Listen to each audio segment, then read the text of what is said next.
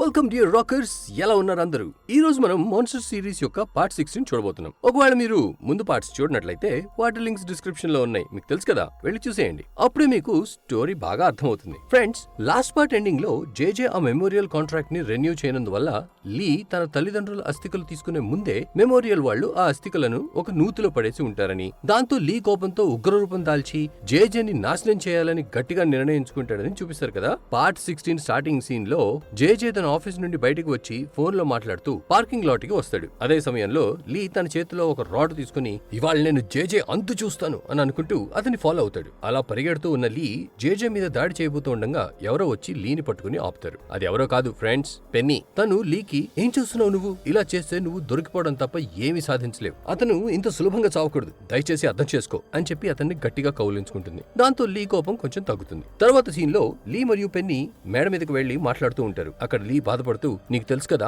అతను ఆల్రెడీ ఒకసారి నా పేరెంట్స్ ని దారుణంగా చంపాడు. ఇప్పుడు అదే తప్పు అతను రెండోసారి చేశాడు. ఈసారి కూడా ఒక కొడుకుగా నేనేమీ చేయలేకపోయాను, కానీ నేను అతన్ని వదలను. తన చావు ఎంత క్రూరంగా ఉంటుందంటే అతను ఈ భూమి మీద ఎందుకు పుట్టానా అని బాధపడేలా అతని కుటుంబం, డబ్బు, సంపద అన్నిటినీ సర్వనాశనం చేస్తాను. అప్పుడే నాకు ఆత్మశాంతిగా ఉంటుంది అని పెన్నీతో అంటాడు. మరుసటి రోజు ఉదయం చైర్మన్ తన కుటుంబంతో కలిసి బ్రేక్ఫాస్ట్ చేస్తూ ఉంటాడు. అప్పుడు చైర్మన్ భార్య ఆయన గొంతులో ముద్ద దిగక ముందే, నీకు మన కంపెనీలో ఆ ఆండ్రూకి ఒక పెద్ద పదవి ఇవ్వాలనే ఆలోచన వచ్చినా దాని ఫలితం మంచిది కాదు, జాగ్రత్త అని హెచ్చరిస్తుంది. దానికి చైర్మన్ పొద్దునే విసిగించకు అని అంటాడు. కానీ ఆయన భార్య మాత్రం, మళ్ళీ చెప్తున్నాను వినండి, ఈ కంపెనీ మీ ఒక్కరి కష్టంతో పైకి రాలేదు, నేను కూడా దీనికోసం చాలా కష్టపడ్డాను. అంతా మర్చిపోయారా? నా కష్టం ఇంకా నా బ్రదర్ నీళ్లు పెట్టుబడి లేకపోయి ఉంటే ఈ కంపెనీ ఎప్పుడో దివాలా తీసి ఉండేది అని చెప్తుంది. అప్పుడు చైర్మన్, అయిపోయిన దాని గురించి ఎందుకు మాట్లాడుతున్నావు? అలాగైతే నేను కూడా నీకోసం చాలా చేశాను. ఇన్ని సంవత్సరాలు నీకు ఏం కావాలో అది ఇచ్చాను. ఇప్పుడు కూడా నీకు ఎంత డబ్బు కావాలో తీసుకో, కానీ నన్ను మాత్రం ప్రశాంతంగా ఉండనివ్వు అని ఆయన భార్యతో అంటాడు. దాంతో ఆయన భార్యకి కోపం వచ్చి అక్కడి నుండి లేచి వెళ్ళిపోతుంది. ఇంకా సిండీ కూడా,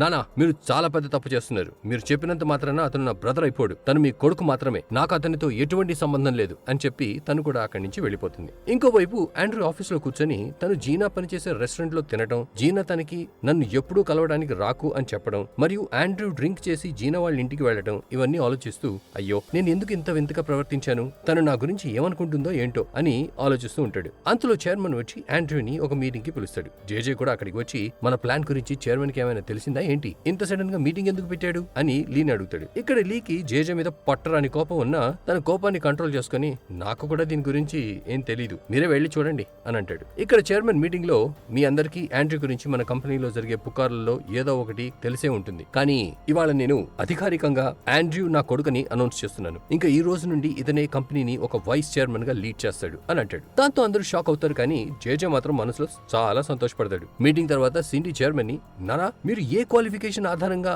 ఇతనికి వైస్ చైర్మన్ పోస్ట్ ఇచ్చారు అని అడుగుతుంది. అప్పుడు చైర్మన్, నా మాట విను, నువ్వు ఇంకా నీ బ్రదర్ కలిసి ఎక్కడో ఆకాశంలో ఉన్న నా కంపెనీని భూమి మీదకి తీసుకొని వచ్చారు. ఇంకా నాకు మీ మీద నమ్మకం లేదు. ఇప్పుడు నేను ఆండ్రూకి కూడా తనని తాను నిరూపించుకునే అవకాశం ఇవ్వాలనుకుంటున్నాను అని సిండీతో అంటాడు. తర్వాత చైర్మన్ ఆండ్రూ వైపుకి తిరిగి, నువ్వు నా నుంచి ఏం ఆశిస్తున్నావో నాకు తెలీదు, కానీ నేను నీకు నా మిగిలిన పిల్లలకి ఇచ్చిందంతా ఇస్తాను. నువ్వు ఈ కంపెనీని లీడ్ చేయగలవు అని నిరూపించుకోవడం మాత్రమే నీ పని అని చెప్పి వెళ్ళిపోతాడు. తర్వాత ఆండ్రూ చాలా సంతోషపడుతూ సిండీని, హే సిండీ, ఎలా ఉంది నాన్న షాక్ ట్రీట్మెంట్ అని ఆటపడిస్తాడు. అప్పుడు సిండీ బాధపడుతూ, నీకు నాతో ఎటువంటి సంబంధం లేదు అని ఆండ్రూతో అంటుంది. దానికి ఆండ్రూ, నువ్వు ఏమైనా అనుకో, కానీ ఈ జన్మకి నువ్వు నా ఒకే ఒక చెల్లివి అని చెప్పి వెళ్ళిపోతాడు. అప్పుడు సిండీ కోపంతో రగిలిపోతూ, చాంగ్ ఎక్కడ సచ్చావు నువ్వు అని చెప్పి అతన్ని వెతుకుతుంది. ఫ్రెండ్స్, చాంగ్ అంటే ఎవరో కాదు, మన లీనే. తర్వాత లీ నోటీస్ బోర్డు లో చూసి, ఏంటి ఆండ్రూకి వైస్ చైర్మన్ పోస్ట్ ఇచ్చారా అని అనుకుంటాడు. అంతలో మోజో కూడా ఆ నోటీస్ బోర్డు చూసి, ఇలాంటిది ఏదో జరుగుతుందని నాకు ముందే తెలుసు, కానీ చైర్మన్ ఇంత త్వరగా ఆండ్రూకి అంత పెద్ద పోస్ట్ ఇస్తారని అనుకోలేదు అని అంటాడు. అప్పుడు లీ, అతను ఏ పొజిషన్ లో అయినా ఉండనివ్వండి,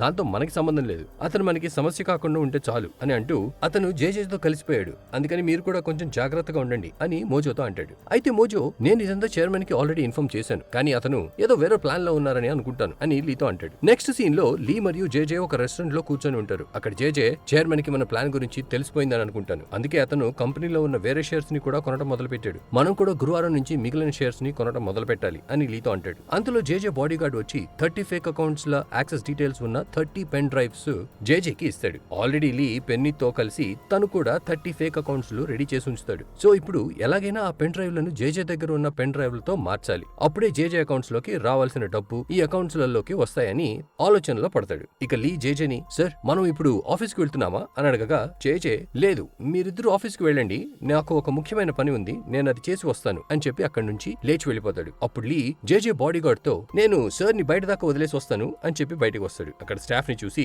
లీకి ఒక ఐడియా వస్తుంది. నెక్స్ట్ సీన్ లో లీ మరియు జేజే బాడీ గార్డ్ రెస్టారెంట్ నుంచి బయటకు వస్తుండగా అదే సమయంలో లీ అక్కడ పనిచేసే ఒక అమ్మాయికి సైగల్ చేస్తాడు. దాంతో తను ఒక ట్రేలో టీ తీసుకుని వెళ్తూ బాడీ గార్డ్ కి డాష్ ఇస్తుంది. అప్పుడు ఆ టీ అంతా జేజే బాడీ గార్డ్ మీద పడుతుంది. ఇంకా అతను ఏమీ మాట్లాడకుండా క్లీన్ చేసుకోవడానికి బాత్రూమ్ కి వెళ్తాడు. అక్కడే అతను తన బ్యాగ్ ని లీకి ఇచ్చి అంతా సరిగ్గా ఉందా లేదా చెక్ చేయి అని చెప్పి క్లీన్ చేసుకోవడానికి లోపలికి వెళ్తాడు. అప్పుడు లీ కూడా మంచి ఛాన్స్ దొరికిందని ఆ పెన్ డ్రైవ్ బాక్స్ తీసి వాటిని డస్ట్బిన్ లో పడేసి తన దగ్గర ఉన్న పెన్ డ్రైవ్ లను అందులో పెడతాడు. ఇంకా బాడీ గార్డ్ బయటికి వచ్చినప్పుడు లీ చెక్ చేశాను అంతా కరెక్ట్ గానే ఉంది అని అంటాడు. తర్వాత ఇద్దరు కలిసి జేజే సీక్రెట్ ఆఫీస్ కి వెళ్తారు. జేజే బాడీ గార్డ్ అక్కడ పనిచేసే ప్రతి ఒక్కరికి 1 లేదా 2 పెన్ డ్రైవ్లు ఇచ్చి ఈ పెన్ డ్రైవ్ లో ఆ ఫేక్ అకౌంట్స్ యొక్క డీటెయిల్స్ ఉన్నాయి, మీరు ఆ డబ్బులు వీటిలో డిపాజిట్ చేయాలి, అప్పుడే మనం ఆ షేర్స్ ని సులభంగా కనుగలుగుతాం అని చెప్తాడు. ఈ మధ్యలో లీ పెన్నీకి ఇంకా సేపటిలో మన అకౌంట్స్ లో డబ్బులు రావడం మొదలవుతాయి అని ఇన్ఫార్మ్ చేస్తాడు. సో ఫ్రెండ్స్, ఈ రకంగా డబ్బులన్నీ లీ మరియు పెన్నీ సృష్టించిన అకౌంట్లలోకి రావడం మొదలవుతాయి. దాదాపు 20 మిలియన్లు ఇలా డిపాజిట్ అవుతాయి. అక్కడ పనిచేసే వాళ్ళు ఇదంతా తెలియకుండా క్యాజువల్ గా వాళ్ళ పనులు చేస్తూ ఉంటారు. తర్వాత లీ మరియు పెన్నీ ఒక బార్ లో కూర్చొని వాళ్ళకి 20 మిలియన్లు దొరికాయని సంతోషంగా డ్రింక్ చేస్తూ ఉంటారు. అంతలో లీ ఇవి 20 మిలియన్ మాత్రమే కానీ జేజేన్న హాస్పిటల్ అమ్మి 50 మిలియన్లు సంపాదించాడు అని పెన్నీతో అంటాడు. తర్వాత ఫ్లాష్ బ్యాక్ లో ఈ సిరీస్ స్టార్టింగ్ లో లీకి కళ్ళు లేనప్పుడు జేజే లీ యొక్క హాస్పిటల్ ని నేథన్ కి అమ్మేసి 50 మిలియన్లు సంపాదించాడని చూపిస్తారు. ఇప్పుడు సీన్ మళ్ళీ ప్రెజెంట్ లోకి వస్తుంది. లీ జేజే నుంచి నేను మొత్తం 50 మిలియన్లు తీసుకోవాలి, కానీ ఇప్పుడు దాకా 20 మిలియన్లు మాత్రమే తీసుకున్నాను, ఇంకా 30 మిలియన్లు వసూలు చేసుకోవాలి అని పెన్నీతో అంటాడు. తర్వాత లీ ఆ 20 మిలియన్ నుండి కొంత డబ్బు తీసుకుని జీనా వాళ్ళ తమ్ముడు ఉన్న హాస్పిటల్ కి వెళ్తాడు. ఎందుకంటే జీనా లీకి మా తమ్ముడు హాస్పిటల్లో ఉన్నాడు, అందుకే నాకు డబ్బులు కావాలి అని ఒకసారి చెప్పి ఉంటుంది కనుక. ఇక్కడ లీ జాన్ కి ఆ డబ్బులు ఇచ్చి దీంతో జీనా వాళ్ళ తమ్ముడు హాస్పిటల్ బిల్ కట్టేయండి అని అంటాడు. జాన్ కూడా లీ జీనా కోసం ఇంత చేస్తున్నాడని నమ్మలేకపోతాడు. తర్వాత లీ మీరు ప్లీజ్ జీనాకి ఈ డబ్బు నేను ఇచ్చానని చెప్పకండి, తను ఒకవేళ అడిగితే మీరు మీ డబ్బులతో బిల్ కట్టారని చెప్పండి అని జాన్ తో అంటాడు. అప్పుడు జాన్ పాపం జీనాకి ఎవరూ లేరని చాలా బాధగా ఉండేది, కానీ తనకి తోడుగా నీలాంటి మంచి మనిషి ఉన్నాడని తనని పెళ్లి కూడా చేసుకోబోతున్నాడని తెలిసాక సంతోషంగా ఉంది అని లీతో అంటాడు. దానికి లీ అయ్యో అలాంటిది ఏం లేదు, నేను జీనాకి స్నేహితుడిని మాత్రమే, అంతకుమించి ఏమీ లేదు అని అంటాడు. తర్వాత జాన్ లీని జీనా వాళ్ళ తమ్ముడు దగ్గరికి తీసుకుని వెళ్తాడు. అక్కడ ఆ బెడ్ కి ఉన్న ట్యాగ్ మీద జీనా అతని పేరు మార్చి రాయించి ఉంటుంది. ఇంకా లీ అతనితో మాట్లాడటానికి ట్రై చేస్తాడు, కానీ అతను మెంటలీ ఛాలెంజ్డ్ కావడంతో సరిగ్గా మాట్లాడలేకపోతాడు. తర్వాత లీ అక్కడి నుంచి వెళ్ళిపోతాడు. అప్పుడు జీనా వాళ్ళ తమ్ముడు ఇతని గొంతు లీలాగా ఉంది, అయితే ఇతను లీనా అని తనలో తాను మళ్ళీ మళ్ళీ చెప్పుకుంటూనే ఉంటాడు. మరోవైపు ఆండ్రూ తన చేష్టలతో జీనాని వెతికించడం చూపిస్తారు. ఎందుకంటే జీనా ఎన్నిసార్లు తనని కలవద్దని చెప్పినా ఆండ్రూ మళ్ళీ తను పనిచేసే రెస్టారెంట్ కి వెళ్తాడు. ఇక్కడ జీనా కోపంలో కత్తెరని టేబుల్ మీద పెట్టి ఇదిగో నువ్వే కట్ చేసుకో అని ఆండ్రూతో అనగా ఆండ్రూ ఓనర్ ని పిలుస్తున్నట్టు నటిస్తాడు. దాంతో కంగారు పడి జీనా తనకి కట్ చేసి ఫుడ్ సర్వ్ చేస్తుంది. అప్పుడు ఆండ్రూ జీనాతో నువ్వు ఇక్కడ ఇలా ఎందుకు కష్టపడుతున్నావు, తిరిగి డోడో గ్రూప్ లో జాయిన్ అవ్వచ్చు కదా, నేను నీకు అక్కడ ఒక మంచి జాబ్ ఇప్పిస్తాను అని అంటాడు. దానికి జీనా నీ జాబ్ కే దిక్కులేదు, నువ్వు నాకు జాబ్ ఇప్పించేదేంటి, పైగా డోడో గ్రూప్ లోనా, నేను ఇంకెప్పుడు ఆ కంపెనీలో అడుగు పెట్టను అని అంటుంది. అక్కడే జీనాని చంపడానికి వచ్చిన ఒక రౌడీ జీనా మరియు ఆండ్రూ మాటలను వింటూ ఉంటాడు. ఫ్రెండ్స్, అతని జైల్లో ఉన్న నేథన్ అసిస్టెంట్ జీనాని చంపడానికి పంపించాడు. అతను జీనా రాత్రిపూట పార్ట్ టైం డ్రైవర్ గా కూడా పనిచేస్తోందని తెలుసుకుని తనని కార్ డ్రైవ్ చేయడానికి హైర్ చేసుకుంటాడు. లక్కీగా లీ కూడా అక్కడికి వస్తాడు. అక్కడ తను కార్ డ్రైవ్ చేయడానికి వెళ్తున్న జీనాని చూసి ఎలాగో జీనా పని పూర్తయ్యాక బస్సులోనే ఇంటికి వెళ్తుంది. సో అక్కడి నుండి నేను తనని పికప్ చేసుకుని ఇంటి దగ్గర డ్రాప్ చేస్తాను అని అనుకుని వాళ్ళని ఫాలో అవుతాడు. ఆ రౌడీ జీనాని ఎవరూ లేని ఒక చోటికి తీసుకుని వెళ్తాడు. అప్పుడు జీనా కొంచెం నర్వస్ అయ్యి మీరు ఇక్కడ ఉంటారా అని అడుగుతుంది. అంతలోనే అతను వెనక నుంచి జీనా గొంతు పట్టుకుని తనని చంపడానికి ట్రై చేస్తాడు. అప్పుడు జీనా ఒక పెన్ తీసుకుని అతని చేతి మీద గుచ్చుతుంది. దాంతో అతను జీనాని వదిలేసి ఆ నొప్పికి జీనా మీద అరుస్తాడు. అవకాశం చూసి జీనా కార్ డోర్ తీసి బయటకు వస్తుంది. అదే సమయంలో లీ కూడా అక్కడికి చేరుకుని జీనా నీకేం కాలేదు కదా అని జీనాని అడుగుతాడు. అంతలో ఆ రౌడీ వచ్చి లీ మీద ఒక రాడ్ తో అటాక్ చేస్తాడు. కానీ మన లీ ఒక పెద్ద ఫైటర్ కదా, అతను ఆ రౌడీని చితకబాదుతాడు. అలా రౌడీని కొడుతున్న లీని చూసి జీనా భయపడుతుంది. తర్వాత జీనా ఏమైంది నీకు, ఎందుకు అంతలా అతన్ని కొడుతున్నావు అని లీని ఆపుతుంది. దాంతో లీ జీనా వైపు చూసి నీకేం కాలేదుగా అని అడిగి తనని గట్టిగా కౌగిలించుకుంటాడు. జీనాకి ఏం చేయాలో అర్థం కాక అయోమయంలో పడిపోతుంది. తర్వాత లీ జీనాని పెన్ని వాళ్ళ ఇంటికి తీసుకుని వస్తాడు. ఫ్రెండ్స్, అది చాలా పెద్ద ఇల్లు. లీ జీనాతో నువ్వు చాలా భయపడినట్టున్నావు, అందుకే ఈ రాత్రికి ఇక్కడే ఉండు అని అంటాడు. ఇంకా లీ నువ్వెందుకు ఇంత రిస్కీ పనులు చేస్తావు అని కూడా అడుగుతాడు. అందులో జీనా లీ చేతి మీద దెబ్బ చూసి దానికి మందు రాస్తూ ఎమోషనల్ అయ్యి నాన్న పోయిన తర్వాత నేను చాలా ఒంటరైపోయాను, ఎన్ని కష్టాలలో ఉన్నా ఎవరు నాకు సహాయం చేయడానికి రాలేదు, నువ్వు నన్ను చాలా సార్లు కాపాడావు అని చెప్తుంది. దాంతో లీ జీనా కళ్ళు తొడవబోయి ముక్కు మీద టచ్ చేసి చేర్ చేస్తాడు. తర్వాత లీ, ఇవాళ నువ్వు రెస్ట్ తీసుకో, మిగిలిన విషయాలు రేపు మాట్లాడుకుందాం. ఇంకా క్లాసెట్ లో బట్టలున్నాయి, నీకు నచ్చిన వేసుకో, నాకు కొంచెం పని ఉంది, నేను అది చేసి వస్తాను అని చెప్పి బయటికి వెళ్ళిపోతాడు. బయటికి వచ్చి లీ జీనాతో గడిపిన విషయాలు గుర్తు తెచ్చుకుని చాలా సంతోషంగా ఫీల్ అవుతాడు. మరుసటి రోజు ఆఫీస్ స్టాఫ్ తో లిఫ్ట్ లో వెళ్తున్న ఆండ్రూని చూపిస్తారు. లిఫ్ట్ లో వాళ్ళందరూ, హే మీకు తెలుసా, కంపెనీలో ఒక కొత్త వైస్ చైర్మన్ వచ్చాడంట, వాళ్ళమ్మ చైర్మన్ ని తన ప్రేమ వాళ్ళలో వేసుకుందంట, ఇప్పుడు ఆమె కొడుకుకే వైస్ చైర్మన్ పొజిషన్ ఇచ్చారట అని మాట్లాడుకుంటారు. ఇదంతా వింటున్న ఆండ్రూకి కోపం వచ్చి,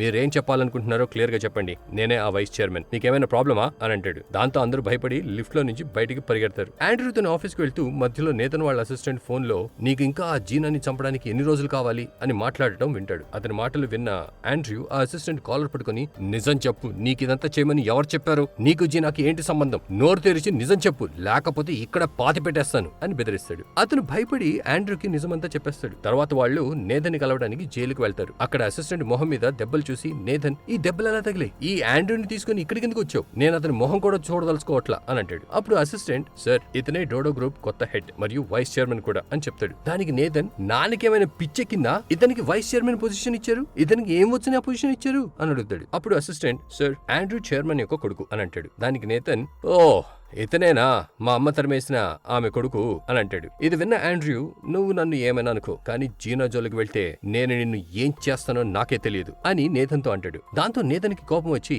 నువ్వు నా కింద పనిచేసేవాడివి, ఎంత పొగరు నీకు, ఒక్కసారి నన్ను బయటికి రాని, నీ పని చెప్తా అని ఆండ్రూతో అంటాడు. దానికి ఆండ్రూ కూడా, నువ్వు బయటకు వచ్చిన రోజు చూద్దాంలే, నువ్వేం చేస్తావు, కానీ జీనాకి ఒక చిన్న దెబ్బ తగిలినా నేను నిన్ను జీవితాంతం జైల్లో నుంచి బయటికి రానివ్వకుండా చూస్తాను అని నేథన్ ని బెదిరించి వెళ్ళిపోతాడు. ఆండ్రూ వెళ్ళిపోయిన తర్వాత నేథన్ తన అసిస్టెంట్ ని, నాన్న ఇతన్ని వైస్ చైర్మన్ చేశారంటే ఆయన వారసుడిగా కూడా ప్రకటించబోతున్నారా ఏంటి అని అడుగుతాడు. దానికి అసిస్టెంట్, ఏమో సార్, చేసినా చేయవచ్చు అని అంటాడు. ఇది విని నేతన్ ఒక పిచ్చోడిలా, వెళ్ళి మా నాన్నకి నన్ను ఇక్కడి నుంచి విడిపించమని చెప్పు, నేను అందరినీ చంపేస్తాను అని అరుస్తాడు. మరోవైపు చైర్మన్ ఒక బ్యాంక్ లో లోన్ అడగడానికి వెళ్తాడు. ఎందుకంటే అతనికి జేజే ప్లాన్ తెలిసిపోయి ఉంటుంది. ఇంకా అతను తన కంపెనీని కాపాడడానికి మిగిలిన షేర్స్ కూడా కొనాలని అనుకుంటాడు. కానీ బ్యాంక్ మేనేజర్, సార్ ప్రస్తుతం డోడో గ్రూప్ పొజిషన్ మార్కెట్ లో చాలా డౌన్ గా ఉంది, ఈ పరిస్థితుల్లో ఏ బ్యాంకు నుంచి మీకు లోన్ దొరకదు అని అంటాడు. ఇంకా చైర్మన్ తన కంపెనీని ఎలా కాపాడుకోవాలో అని ఆలోచిస్తుండగా ఆయన పిఏ వచ్చి, సార్ మీరు నీల్ తో మాట్లాడండి, బహుశా అతను మీకు సహాయం చేయవచ్చు అని అంటాడు. ఫ్రెండ్స్, చైర్మన్ కి నీల్ అంటే ఇష్టం ఉండదు, కానీ ఇంకా ఏ దారి లేక అతను నీల్ కి కాల్ చేసి,